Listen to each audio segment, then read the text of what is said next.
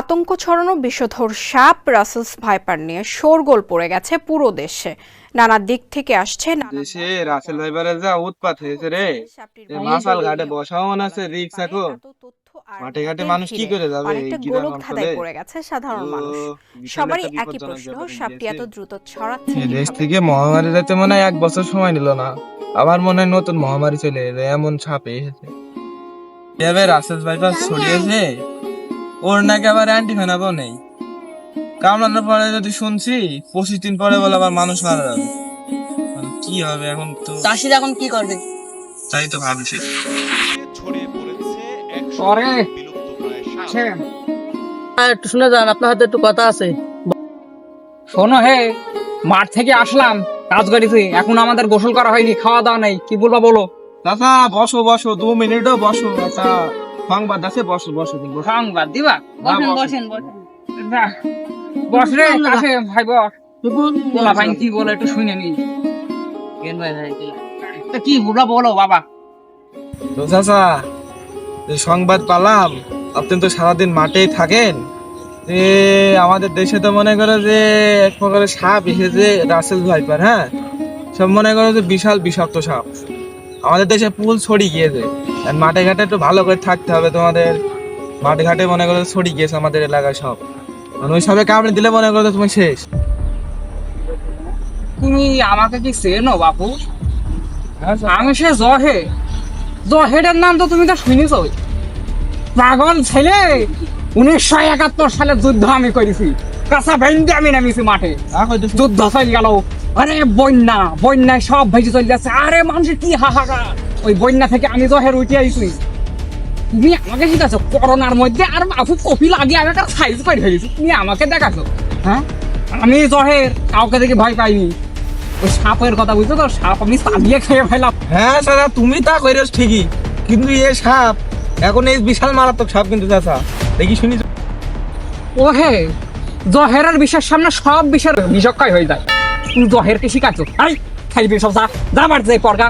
তো ছেলেপিলি অল্প বয়সে ফোন পাইলে এরকম হয় গো, এইরকমই হয়। এই যা যা, আসা ছেলেপিলি যা, তুই যা। ফেরের সামনে তুমি ডায়লগ দিছ। আসে খাই বস, সারাদিন খেটে আর নেই রে হয়েছিস।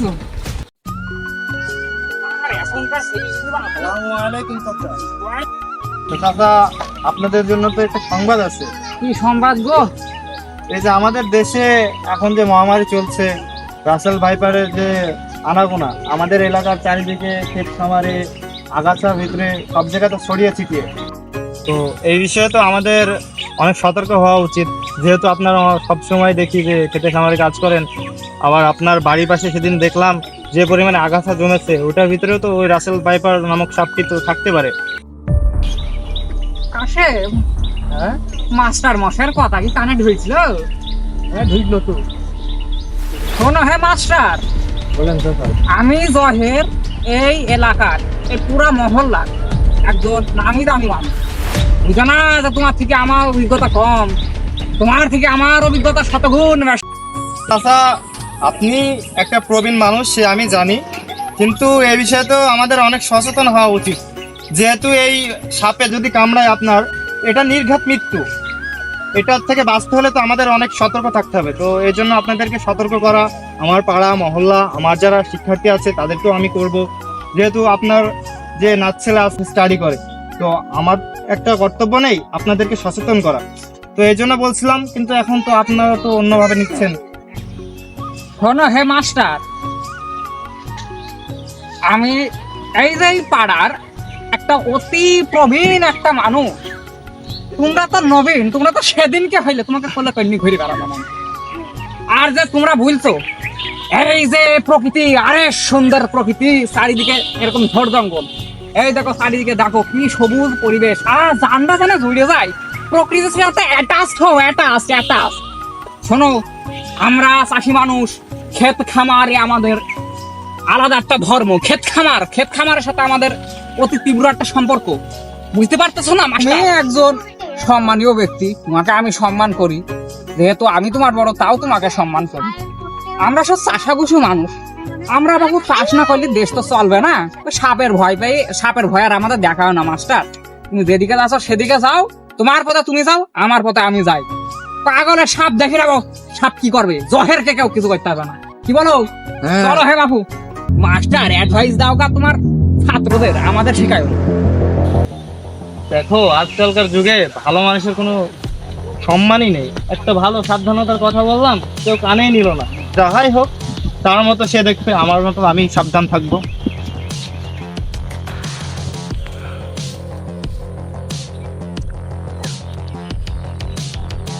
মানুষে বলছে ভাই ফারের জন্য ঢোকা যাচ্ছে না।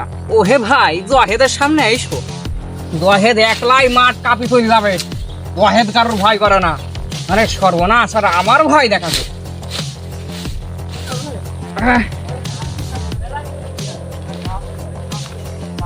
দেখ, কাজ তো খুব হইল গো, অতি গরম যা পড়ছে, একটা জায়গাতে বিশ্রাম নেই গিয়ে।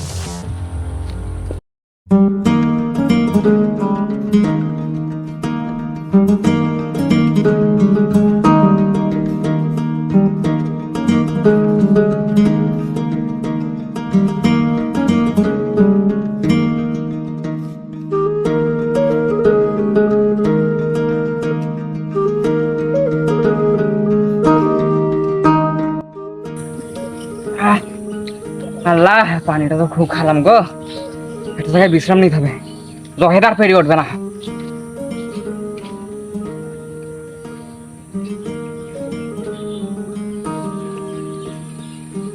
আল্লাহ আল্লাহ, মানুষদের সুবুদ্ধি দাও।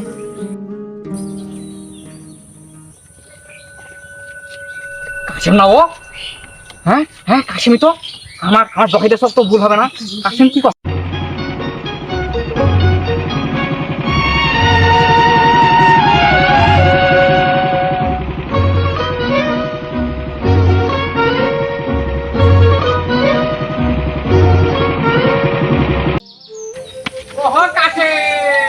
কিডারে জয়েদ ভাইয়ের মতন লাগছে। কাশেম, ও কাশেম, কি হলো জয়েদ ভাই? এদিকে আসো গো।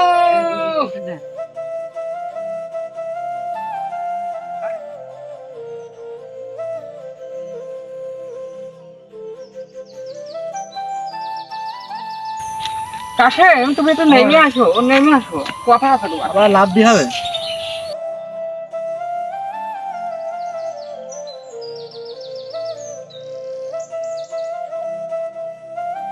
হ্যাঁ,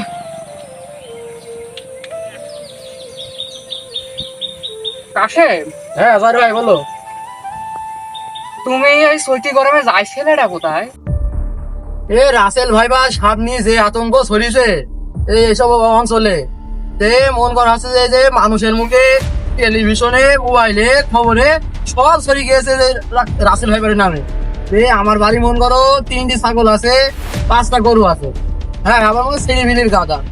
আমি এই যে ভ্যানে করে যাচ্ছিলাম এই রোদে, এটা বেশি কিনতে।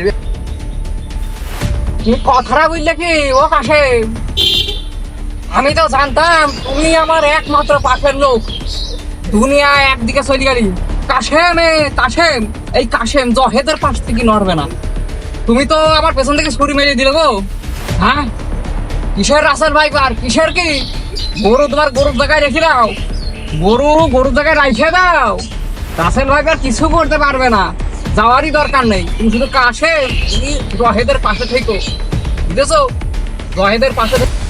না ভাই, তোমার কথা শুনতে গেলে আমার হবে না, তোমার কথা শুনতে গেলেই দেশ চলবে না নে। তুমি যে বুঝছো এ কথা, ওই মাস্টার মশাই কথা ঠিক ছিল, তোমার কথা না। ভাই আমি এই কাছে তোমার বাসা থাকতে পারবো না, আমার থাকতে পারবো না।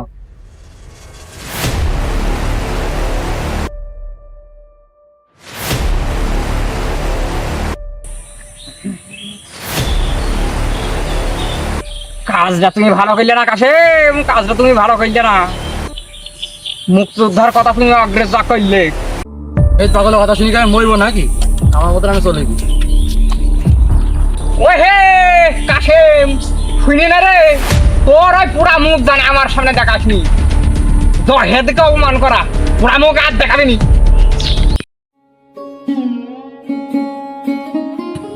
ওইটা অনেকদিন আসা হয়নি, কচুদা তো ভালোই হয়েছে, তবে দেখছি যে ভুঁয়ের আইলে আগাছা সব ভরে গিয়েছে। তাও সাবধান থাকতে হবে যে রাসেল ভাইপার এসেছে নাকি, আবার মানুষের মুখে শুনছি। দেখি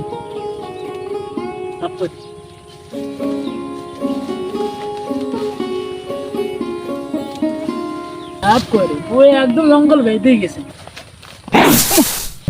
এলো কামড়াইলো কিসে? ওই আল্লাহ, ও বাবা বাবা, ও আল্লাহ কিসে কামড়াইলো? ও বাবা বাবা বাবা, চলছে চলছে। ও আল্লাহ, এই ভর দুপুরে মাঠে কেউ নেই, আমি কিভাবে বাড়ি যাবো? ও আল্লাহ আল্লাহ আল্লাহ।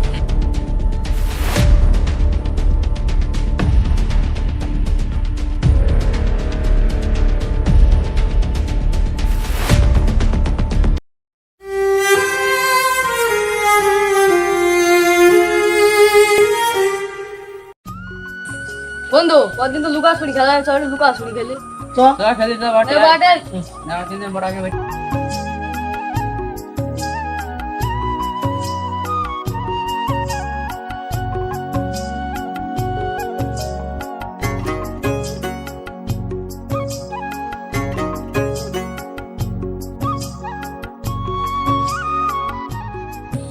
এই গুঞ্জু জানা লুকাই গেলাম হবে যা গুঞ্জু ওই দম চললে ওই ওমে যা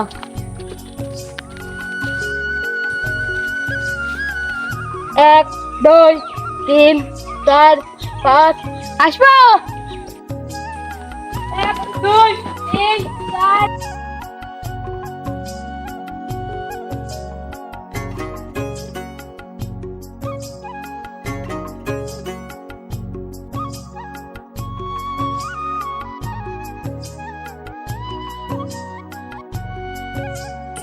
আমাকে কেউ দেখতে পাবে না। হ্যাঁ কেউ দেখতে পাবে না। যাই হোক লুকাই গান দেখি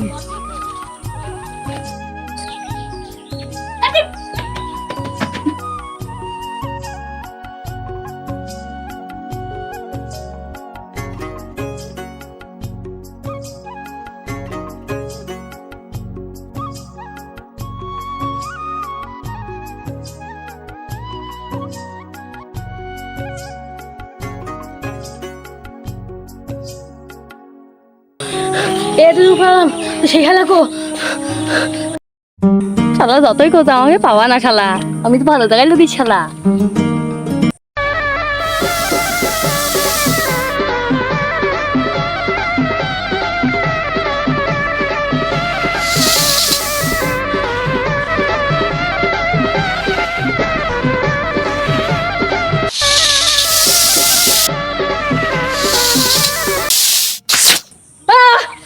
কামড়ালো বলছে বন্ধু বাঁচা কামড়ালো বাঁচা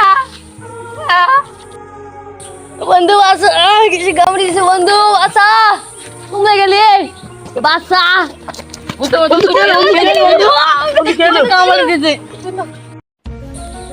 কি ব্যাপার রে ছেলে মিলে চিল্লাচ্ছে আমার ছেলে সে বিপুলের কণ্ঠ কি রে ঠিক আছে খেলো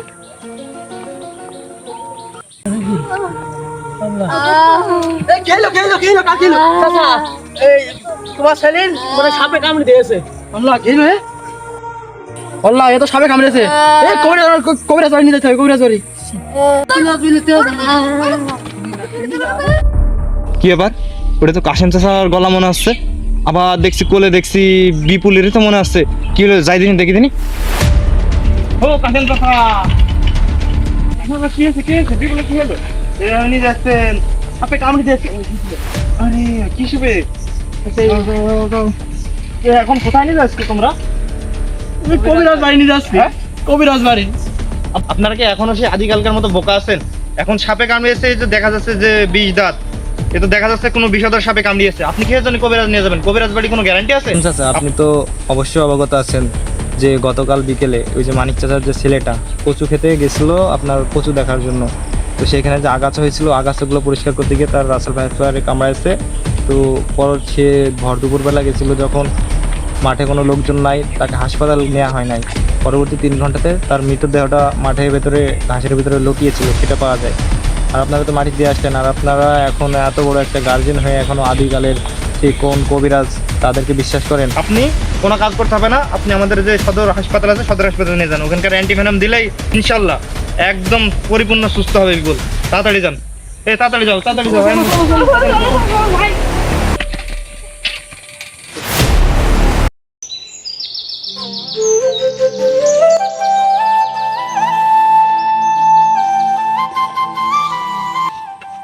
আকাশ টাকাশ ক্লিয়ারই হয়ে গিয়েছে, মাশাল্লাহ মাশাল্লাহ, ভালো, খুব ভালো। কালকে শুনলাম আমকজনের ছেলে নাকি রাসেল ভাইপারে কামড়িয়েছে, আবার কাশিমের ছেলেরও নাকি কালকে দংশন করেছে। এ তো দেখছি কাল নাকি কিন্তু খুব খারাপ রে। যাই হোক, জহেদের পায়ে যাই সাপি কামড় দেবে সেই সাপি মরে যাবে। জহেদের যে বিষ, জহেদের বিষ তো তুমি দেখোনি হে রাসেল ভাইপার, আইসো তুমি। যাক, সার দেওয়ার আগে এই আগাছাগুলা পরিষ্কার করিনি, আগাছা হয়েছ গো। যাক, বিসমিল্লাহ বলি শুরু করি। বিসমিল্লাহ, আল্লাহ, সাপ কি করি আমার কামড় দেবে দেখি।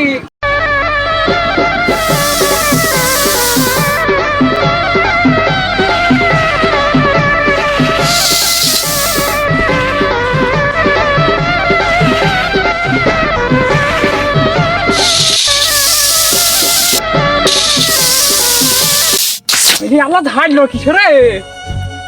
হ্যাঁ হ্যাঁ, ওই আল্লাহ, ওয়াল্লাহ ওয়াল্লাহ, মেডিকেল ওই আল্লাহ রে, কিসে কামড়াইলো রে?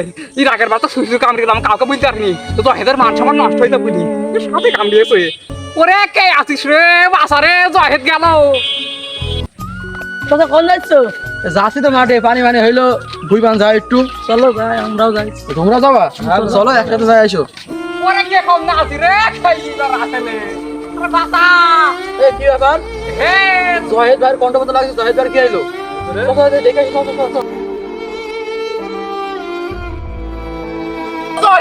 জহেদ কে মেরে ফেললো। আরে কাশেম কাশেম কাশেম, আমাকে হাসপাতাল নিয়ে যাচ্ছে। কি হয়েছে তোমার? কাশেম আমার রাসেলে ধরেছে কাশেম। ও শালা আত্মা ঠিক হয়েছে, সেদিনকার মাস্টার মশাইয়ের কথা তো শুনলে না? মাস্টার মশাই যে ওইভাবে কথা বললে তুমি থুক্কু মেরে উড়ে দিলে। ওরে কাশেম, আমার জয়লি বুড়ি আছে ভাই, তোর পা ধরতে তুই আমাকে হাসপাতাল নিয়ে হবে। যাবে।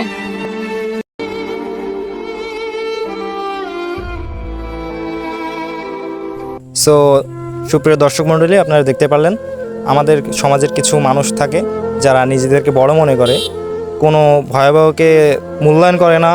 তো এইসব মানুষদের জন্য সতর্কবাণী। আর রাসেল ভাইপারের বিরুদ্ধে যে স্টেপগুলো নিতে হবে, আপনারা সদা সতর্ক থাকবেন। আপনার বাড়ির আঙিনা সবসময় পরিষ্কার পরিচ্ছন্ন রাখবেন, আগাছা থেকে পরিষ্কার পরিচ্ছন্ন রাখবেন, নিজে সতর্ক থাকবেন, অপরকে সতর্ক রাখবেন। আর আমরা বাচ্চাদের প্রতি একটু অধিক সতর্ক হই।